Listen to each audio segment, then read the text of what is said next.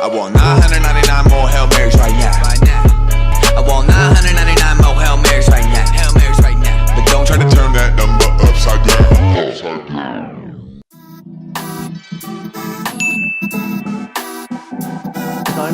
So I'm showing her what each of our vendors do, and you guys are the con guys, and I'm probably gonna get some sample swatches from you. Is that okay? You have some time? Yeah. To show us around?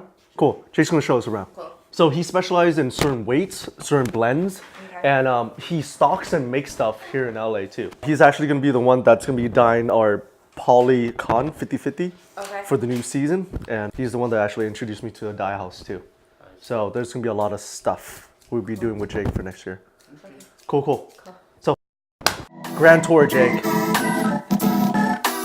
So let's run with the con, and then we'll run with the 50/50, and then we'll run with the tri-blend, and then any miscellaneous you want to show us along the way.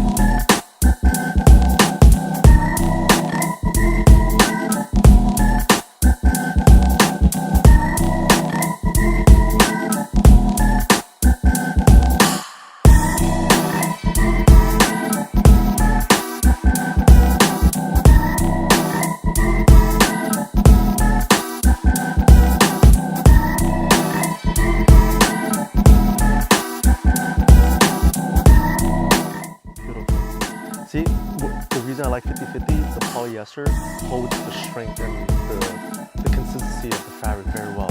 If it's 100% con, it'll feel very flimsy at a 20, at a 40. Holidays. Thank you for that. Brittany, Joseph, he's the owner. How are you? Good, how are you? You guys settled in?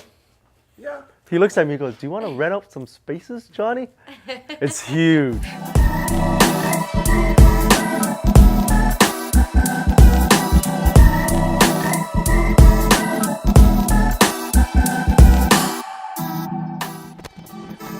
Oh, no, because we're infusing this into athletic wear, so stretch is a huge thing for us.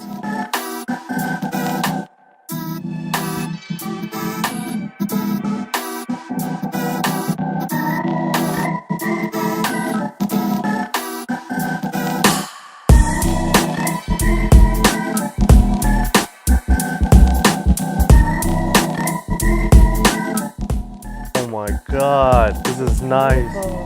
Let me cut this, watch this. I like this. This is a really high-end rib here. It's a lot easier to search from.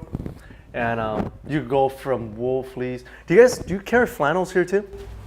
The flannels, some of them will be in the shirting catalog. Uh-huh. What, in the shirt catalog, you said? Shirting. Shirting. Okay, shirting catalog is there. What's the weight? For us, wise, max? 9. Yeah.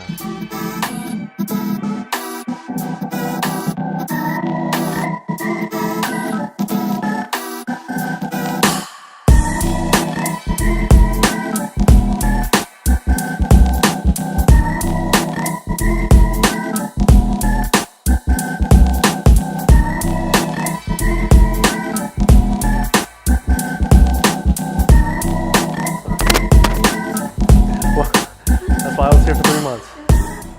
All those places to go here for trimming. Hello.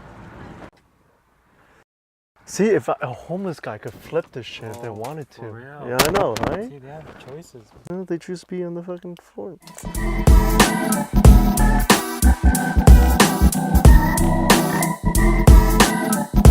Trying to finish him the trim. Sam, he does make custom ones too. If you want, like, hey, I want these Nike ones, Sam could do them too. Depending on where you want to use. Where it's going. And how much of the skin and the fabric that you want to manipulate. And molded plastics. And there's one way and then there's 2 ways. Yes. So there's options there. Yes, for hoodies. Hey. Paddings. They sell paddings here too. Yeah, for bras. Mm-hmm. So zippers are down the middle. Yeah, zippers are down the middle. There's YKK, Great American Brand.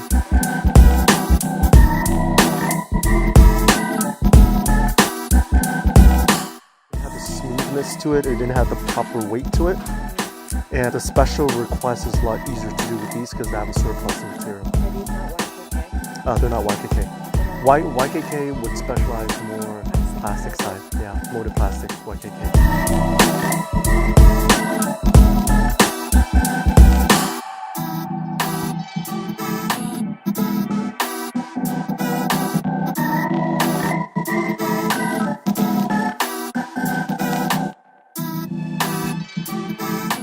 And then this is gonna be more of that twill finish to it. Yeah. It's not exactly denim, but it's more like imagine like a stretched khaki look Yeah, to that's it. what I was thinking, yeah. Yeah.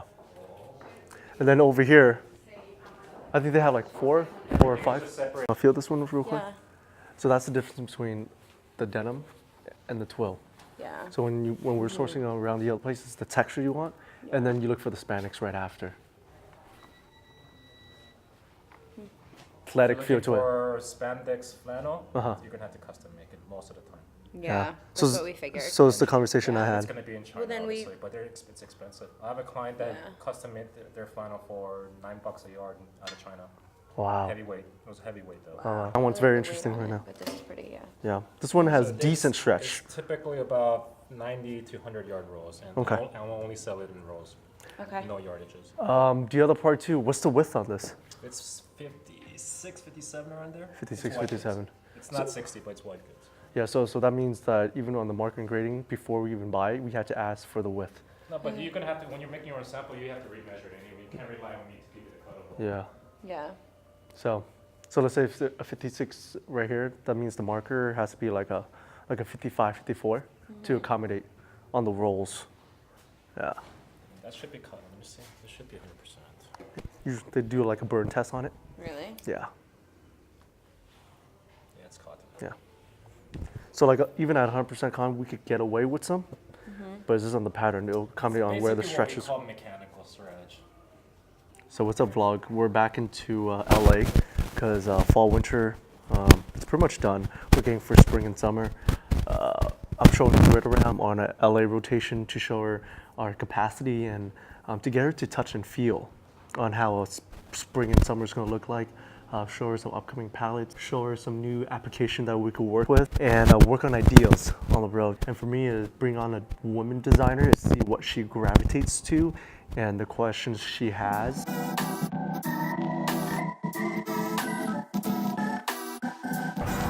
What's your overall vision on the company? Like, where do you foresee the company being in the sense of like direction for design? So there's two of them. So for designing wise too is to develop an ecosystem where we could design anything we want, and or we'll have a customer base that would like and love what we're developing. Yeah. So that's number one. So Right now we're very mainstream, and I think we want to keep it that way. we want to keep it that way. Yeah. Just the fact that to go mainstream is good. I want us to pre-design ahead of time, give the creative the ideas and the inspiration on this next collection. They ponder for about a couple weeks, and then we go into production, and everything is just aligned, and everything's very uniform, and everything has a set of synergy to go. But at the same time, I need to create for us a flow chart. Yes. On flow chart for designing. Oh, Because once designing has a flow chart, it has a deadline, Yeah. the creative could comes into the flow chart correctly and flow out. Okay. And then with the proper flow chart with designing, it gives us not a rush time, but perfect timing on the flow out on production. Okay.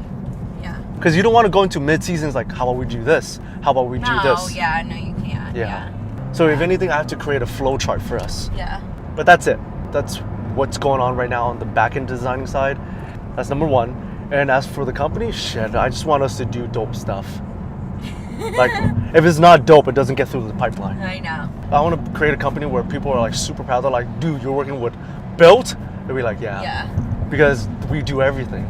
Yeah. From accessories to apparel to anything in between. Badass creatives. I asked that because I just like, I want to, I know all the pieces are like, not like basic, like staple items of, But basic needs to come back out first. Yeah, so Yes. I'm saying we have those, and then we'll have all the other collections and small pieces that are into those. Alright guys, we just came back from LA. What am I saying? LA. Oh, LA was an experience. I'm learning a lot. It was really cool, all the partnerships that JP has already established. So he's done a lot of the hard work already. So we have a good leader. That's LA, guys. Today was fun. It's interesting to bring more people into the ecosystem to see what I'm doing, and it was exciting. Hopefully, I see I didn't have questions. Like, nobody has questions for me. They're like oohs and ahs. I was like, Brit, you have questions? Like, no. There's just a lot of oohs and ahs. But overall, it was a very productive day. We're gonna end off the day with another private contractor that I look up to when it comes to quality, and I'm gonna introduce you to Tim. And I'm pretty sure you're gonna have a lot of questions for Tim too. You're gonna see the way he's gonna fabricate, and it'll be the last learning experience for the day, guys. I'm out. Wait, I did ask one question. What question? I actually got that Cheeto hanging from the ceiling. I swear, you had that in the video. I thought it was like that store was worshiping Satan. The way she was like, That's so funny. JP, you gotta see this thing. Okay, well, somebody even said that on the Snapchat. They said you better get out of there. That's some voodoo stuff. Yeah, it's like a skinned leopard, guys. Chill. And it was real. The paws were still intact. Yeah, the whole. Touched it. Yeah, she's. Ew. And you didn't wash your hand. Good. Ah. All right, we're out, guys. See you guys tomorrow.